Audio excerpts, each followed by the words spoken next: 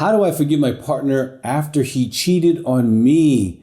This is a very serious, painful topic, and we're going to get into that today. Please, if you have yet to subscribe, hit that button because we have so many helpful things. If you've been cheated on, infidelity is a big issue. If you have a question, put it in the box. We'll get to you as soon as possible. Well, how do you forgive when someone who has said to you, I will forsake all others, I will love only you, and then you find out they have a secret life, be it pornography, be it behaviors with other people, one-night stands, affairs, prostitutes. For the last 40 years in my office at Heart to Heart Counseling Center, we have been dealing with infidelity every single week. I have helped thousands of couples work through this. So this question has come to me thousands of times from women of every part of the world, every socioeconomic place, every age group. Dr. Weiss, how do I forgive this? How do I move on? Do I even want to move on? Well, I want to offer you, we have a book that just came out recently. It's called Forgiveness for Everyone. And it's going to walk in much greater detail than I can do in the next few minutes. But I'm going to give you some really good ideas, but I highly recommend you get this resource. Now, first of all, not all people that cheat are going to stop. Not all people that cheat can be trusted. So oftentimes we have to deal with the issue of trust. Now, I've had couples, they come to Heart to Heart Counseling Center, they do intensives for 5 days. She gets a lot of help from her partner betrayal trauma. And if you haven't looked that up, go to partnerbetrayaltrauma.org because you have statistically so much pain. That book will help you. There's groups, there's Facebook groups for partners of betrayal, and you deserve to get that help. But the husband gets to identify why he's cheated. If it's the man that cheated, sometimes it's the woman. And if it's the woman, we have a DVD called Betrayed Man. Men, you can get that. It can really help you a lot. But the issue is, how do I establish trust before I do the forgiveness? Because if I'm going to say, I'm going to forgive you, how do I know you're not going to hurt me again? How do I know, Dr. Weiss, I say I forgive you and I really mean it from my heart and I really want to move forward. I won't even have sex with him again. How do I know he's not ever going to do this to me again? That's the heart cry of almost every woman who's been betrayed, especially if it involves real people, but even pornography. They don't want this in their lives. I say, well, there's a long way and short way. Let me give you the short way just in the interest of time. When they come and do intensive, they can do a polygraph test. They can verify that it was only X amount of people. It was in this particular window of time. It has stopped. I have not communicated with them. And they can do that periodically over the first few years to verify that there's not any new people in their lives, that they're not going back to secret websites, that they're not putting themselves on apps. And you can rest because you don't have to search their phone and their computers because they can always get a new phone or a new computer or have access to stuff in different ways that you would not think of to hook up with people. And it's not that hard to do that. So the polygraph can help establish trust. So once the wife is sitting in my office and he does the polygraph, we know what the truth is. Now we can start to trust. Now the next step is not forgiveness. It's anger.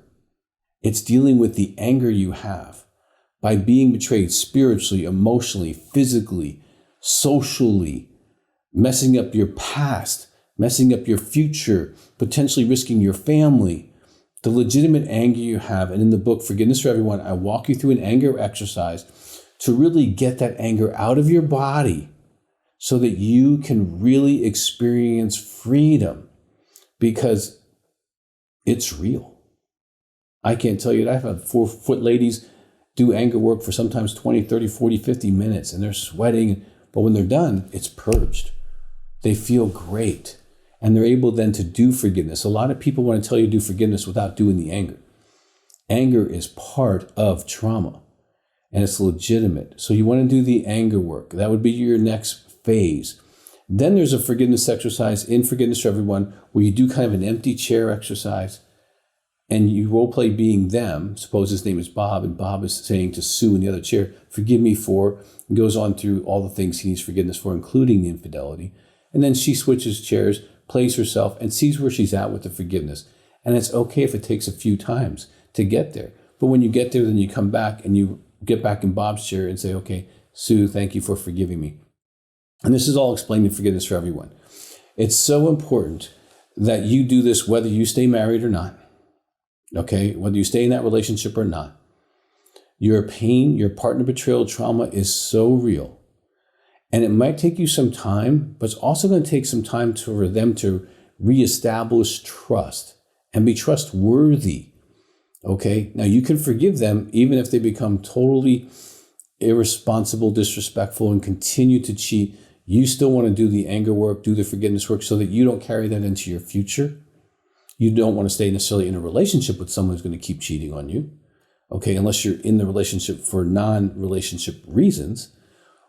But if they do the work, if they're willing to be honest with you through a polygraph, they're willing to go get help, there's real hope. I have seen thousands of couples restored after infidelity and have better marriages than ever, because in the intensive, we work on him, we work on her, but then we also work on the marriage, because many of the marriages, because these men are so immature, don't have the basic principles to actually make a marriage work.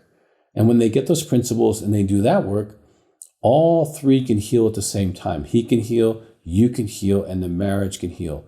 So there's a lot on this topic. We've done several YouTubes related to this. Partner betrayal trauma, if he's an addict, the 6 types of addicts. There's so much that can be done. So there's hope if there's willingness. And if not, there's hope for you if you are willing to evaluate what needs to be done so that you can move past this betrayal and not let it be a wound, but rather a scar. And that way you don't have to suffer with the pain for years and years and years. If we can help you, we do this every day for the last 40 years, okay? It's 719-278-3708. You can get help even if he doesn't. Come together if you want to work on the marriage. However we can help you or serve you. Again, the Forgiveness for Everyone will walk you through a lot more on this topic, but I want you to know that there's hope. Hope for you. And if you take the steps for you, then it was worth spending time together. If you've yet to subscribe, please do. If you have a question for me, they get them to me as soon as possible. So please go ahead and do that. We care for you. And if there's anything else, reach out so that we can serve you.